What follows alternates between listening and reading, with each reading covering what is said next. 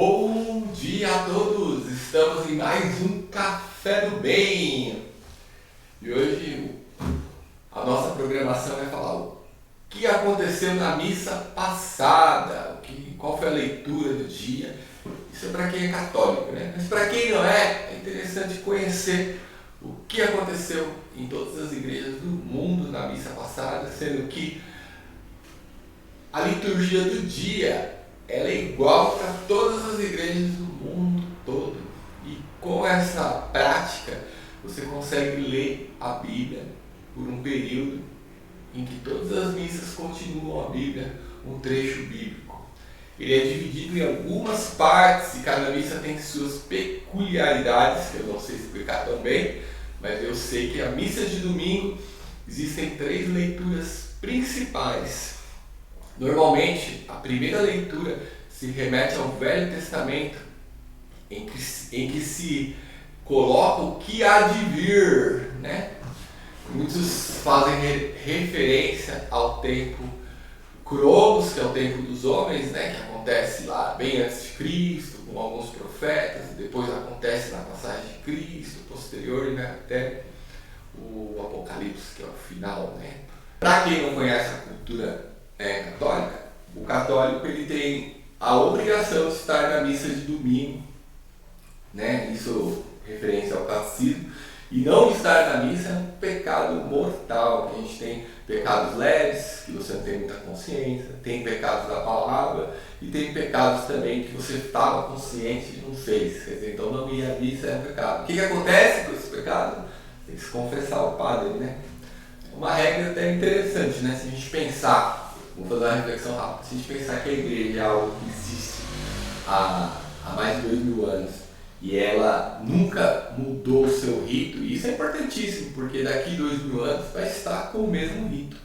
Essas coisas parecem ser besta, às vezes a gente é de outra cultura, outro segmento, mas não, isso é muito importante. Porque se os protestantes hoje têm a palavra de forma intacta, bem guardada, e fizeram a sua adaptação naquele momento, que é, como eu defendo, né, aquela questão do bem, ela é boa para a sociedade, a palavra se espalhou, e isso é o mais importante. A gente tem essa questão da preservação da palavra. Até muitos teólogos, né, historiadores, pesquisadores falam, uma das coisas que a igreja tem, que é muito interessante, é não alterar os pergaminhos, porque hoje a Bíblia é lida de forma ocidental, né? Assim, livros, né, foi criados. Não, era pergaminho escrito à mão, e esses pergaminhos são guardados no Vaticano. E prova de que isso é real é que, por exemplo, né, existem muitos conflitos entre a questão de imagem, né, que as culturas têm esse conflito. Porém, lá está escrito não adorar imagem, e é o correto, não adorar imagem. A gente tem a imagem como um exemplo para quem chegou próximo e quem seguiu o caminho de Cristo, né? Essa é a verdadeira simbologia. Às vezes existe algumas distorções, mas não é aqui o caso, está levando, né? Mas o importante é dizer que ali está escrito isso. Se fosse para alterar, para se beneficiar por algum momento político que a igreja passou, né? Ela alteraria isso.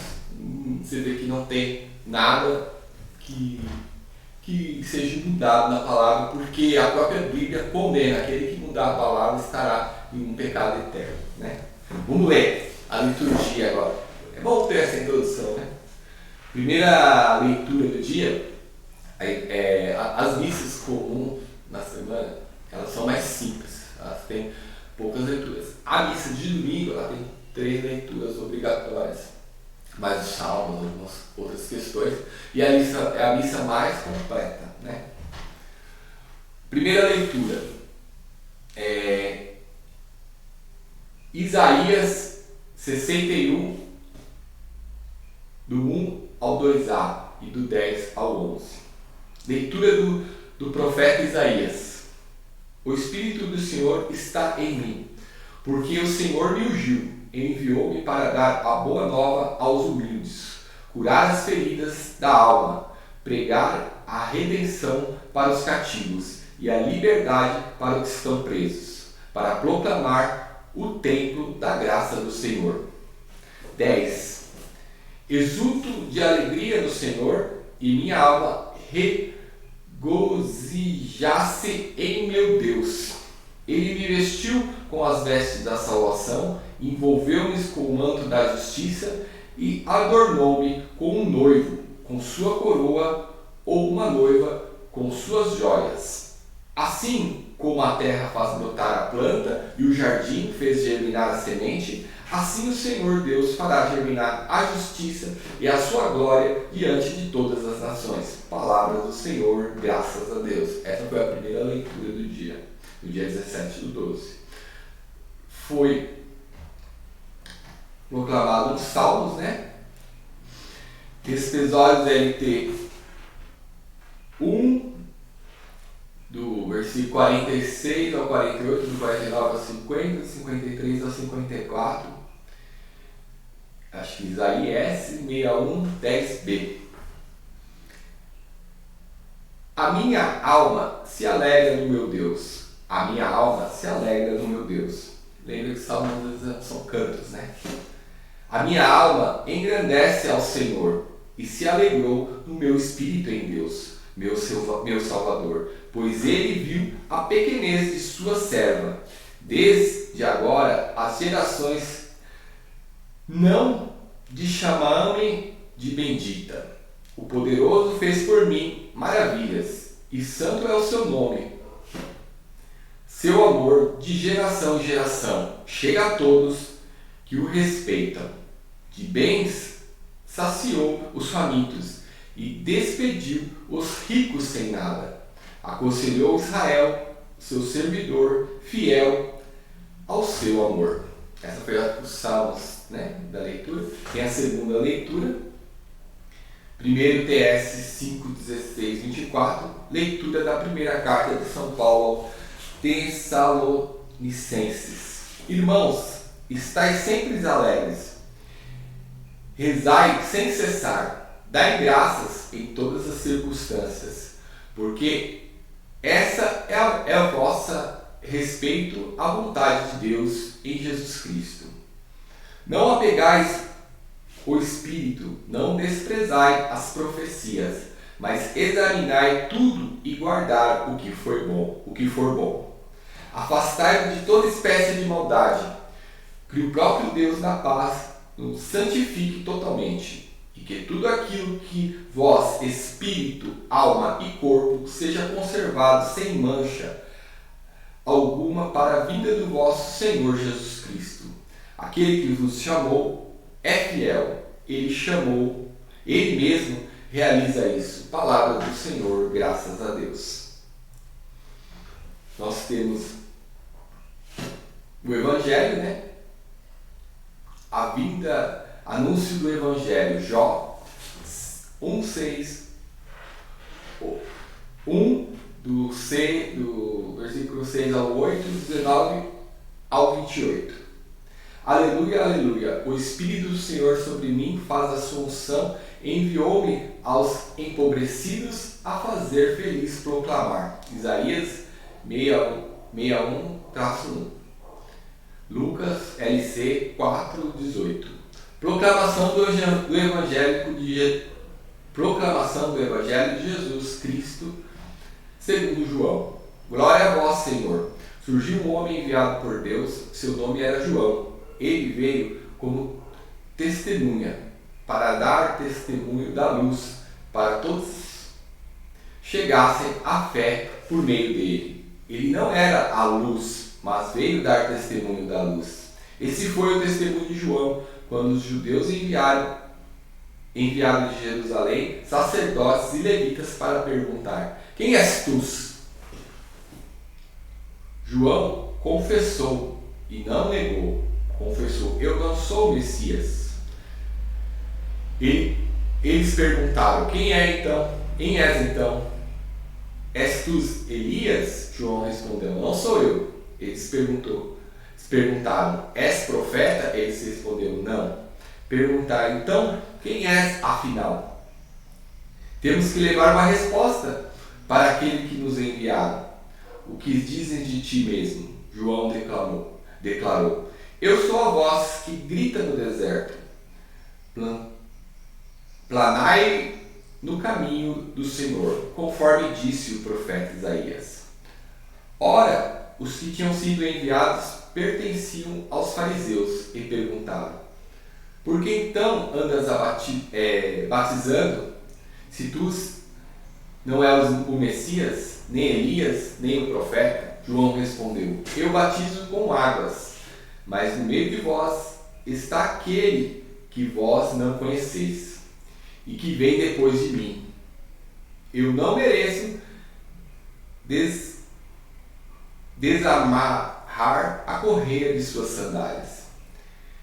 Isto aconteceu em Betânia, além do Jordão, onde João estava batizando. Palavra da salvação. Glória a vós, Senhor.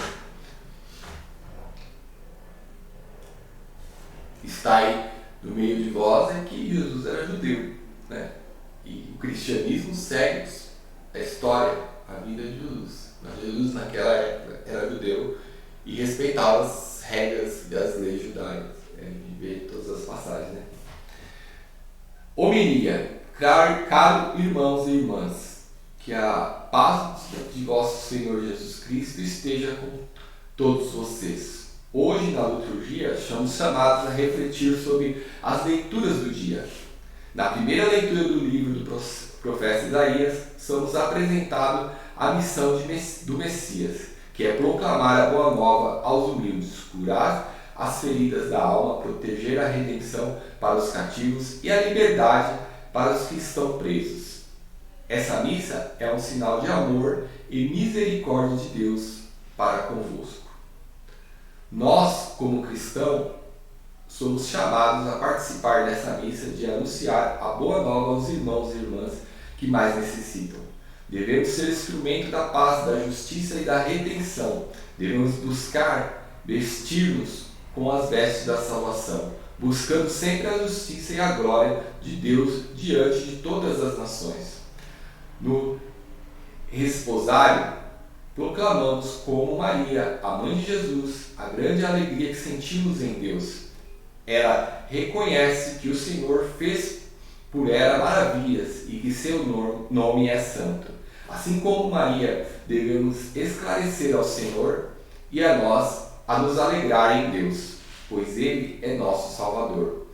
No Evangelho, somos apresentados ao testemunho de João, que veio como uma testemunha para dar testemunho da luz, para que todos chegassem à fé por meio dele. João nos ensina a humildade, reconhecendo que ele não é a luz, mas veio dar o testemunho da luz, que é Jesus Cristo. Devemos seguir o exemplo de João Batista, reconhecendo que somos apenas o instrumento de Deus para levar a luz de Cristo aos outros. Segundo a leitura da primeira carta de São Paulo aos Tessalonicenses, nos exorta a estarmos sempre alegres, a rezar sem cessar e a dar graças em todas as circunstâncias. Essas são as vontades de Deus para nós em Jesus Cristo.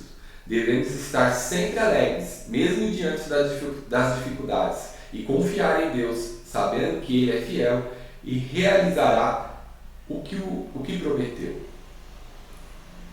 Que, ao mediarmos sobre essas leituras, possamos nos deixar guiar pelo Espírito Santo para anunciar com alegria e boa nova aos que mais necessitam, buscando sempre a justiça e a glória de Deus em nossas vidas, para que a nossa vida seja um testemunho de luz de Cristo, para que todos possam chegar à fé por meio de nós. Que o Espírito Santo nos fortaleça nessa missão e nos ajude a viver segundo a vontade de Deus. Que Deus abençoe a todos vocês, em nome do Pai, do Filho e do Espírito Santo. Amém. Essa foi a liturgia do dia 17. Espero ter ajudado. Um ótimo dia. Paz bem. Fiquem com Deus.